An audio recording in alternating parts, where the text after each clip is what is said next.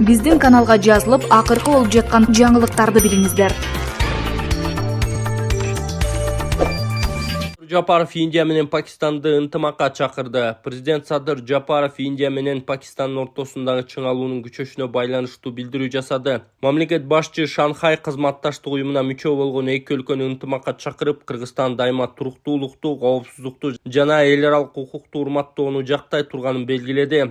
Эки тарапты сабырдуулукка, чыр-чатакты мындан ары күчөшүнө жол бербөөгө жана тынчтык жолу менен чечүү үчүн сүйлөшүүлөргө кайтууга чакырабы, деди Жапаров. Өткөн түндө Индия Пакистанга сок куруп, Синдур операциясы башталганын, анын алкагында Пакистандын террордук инфраструктурасына сок курулганын билдирди. Чабуул 9 жерге жасалган. Ошондой эле Исламабадтын Ойгелди аткылоосунун кесепетинен 3 киши каза болгонун кошумчалаган. Пакистан армиясы индиялык соккунун кесепетинен 8 киши каза таап, 35 жаракат алды деп кабарлады. Өлкөнүн премьери Индияга өлкөгө болгон күчү менен толук жооп берүүгө укуктуу экендигин билдирип, улуттук коопсуздук кеңешинин жыйынын чакырды. Өкмөт башчынын айтымында Пакистандагы калктуу 5 жерге чабуул жасалган. Исламабад аба мейкиндигин 48 саатка жаап, куралдаба күчтөрү индиялык 5 истребителди атып түшүргөнүн айткан.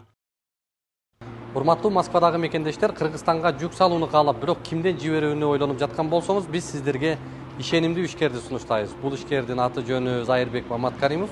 12 жылдан бери иш алып барган командасы сиздин аманатка кыянаттык кылышпайт. Кыргызстанга салган жүгүңүздү күндүн аптабына же кыштын ызгаарына калтырбастан атайын жүк сактоочу кампасы Бишкек шаары Профсоюз көчөсү 38/1 дарегинде жайгашкан. Жүктү Москванын бардык жеринен өздөрү алып кетет. Алган жүктү Кыргызстандын 7 дубанына жеткирүүнү да кепилдешет. Кыргызстанга жумасына 2 машина жиберилет. Жүк баасы көлөмүнө жараша 500 рубльдан өйдө баланат. Дареги Нижегородское метросу, Перовское шоссе 9, строение 7. Байланыш номерлери +7 926 788 70 70. +7 929 624 63 64.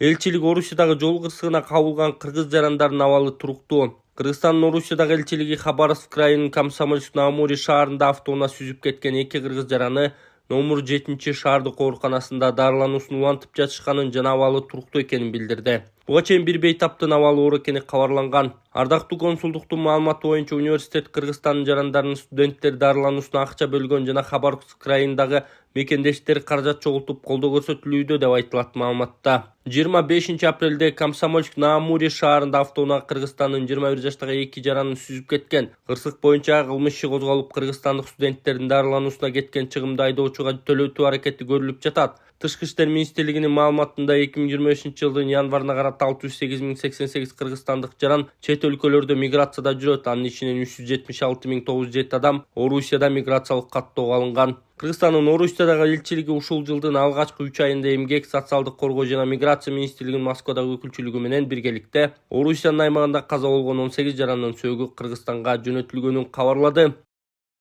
Орусияда топурактын алдында калып ооруканага жаткырылган кыргызстандык боюнча маалымат 6 майда Кыргызстандын Орусиядагы элчилигинин жана Кыргыз Республикасынын эмгек, социалдык коргоо жана миграция министрлигинин Орусиядагы өкүлчүлүгүнүн кызматкерлери 3 майда Геленджик шаардык ооруканасында курулушта көчкөн жер көчкүдөн жабыркаган кыргызстандыкка барышты. Бул тууралуу Кыргызстандын Тышкы иштер министрлиги билдирди. Маалыматка караганда кызматкерлер дарыгер менен андан аркы дарылоосун сүйлөшүшкөн. Тийиштүү жактар менен жолугушуулардын жыйынтыгында каза болгон 3 кыргызстандыктын сөөгүн Кыргызстанга тез арада жөнөтүү, ошондой эле маркумдардын үй бүлөлөрүнө тиешелүү кенемте төлөп берүү боюнча макулдашууларга жетишилген. Орусиянын Геленджик шаарында курулуштан көчкөн топурактын алдынан 3 кыргызстандыктын сөөгү табылган. Кыргызстандын дагы бир жараны оор жаракаттар менен ооруканага жаткырылган.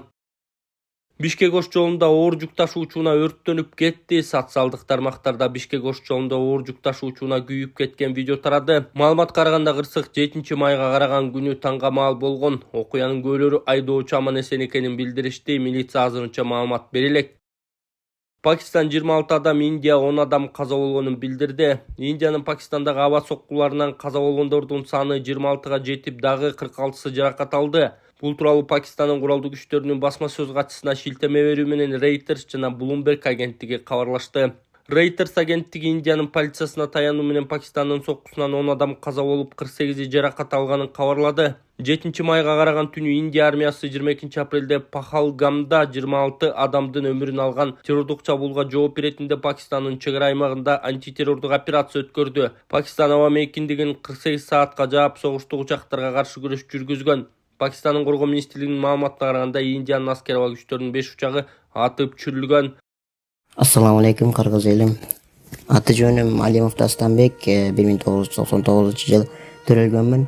Тükөстен ломкүст оорусу менен төрөлгөнмүн. Анан азыркы учурда сколиоз менде 4-степенге келип калды. Дем алышым кыйындап, ички органдарым кысып, санчкылап, грудная клетка уже көрүп атасыңар, ошол жерге чейин көтөрүлүп кетти.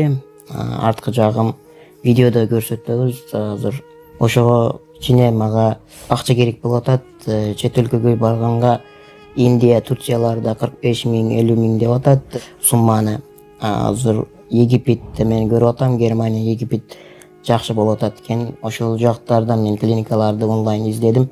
Ал жактарды сүйлөшүп көрбөдүм, бирок отзывдарын көрдүм. Алар кымбатыраак айтып калышы ыктымал. Ошондуктан мага кичине жардам берип коюшуңарды суранам, кыргыз элим.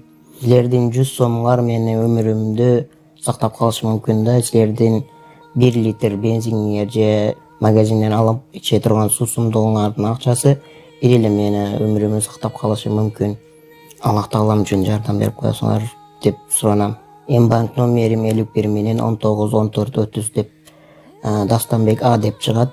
Сбербанк карталар видеонун астында жазылган болот. Сбербанк картамдагы жазсаңыздар Дастанбек А деп чыгат.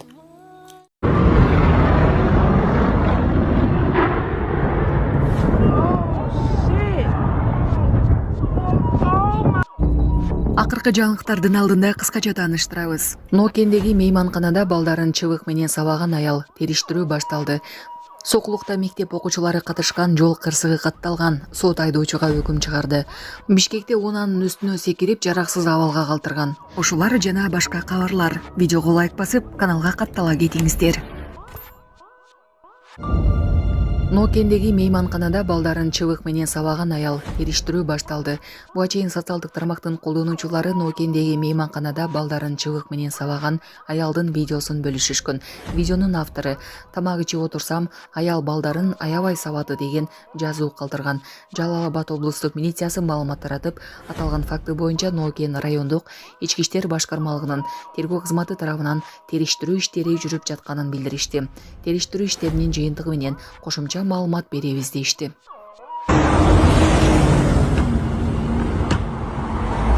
Бишкекте унаанын үстүнө секирип жараксыз абалга калтырган.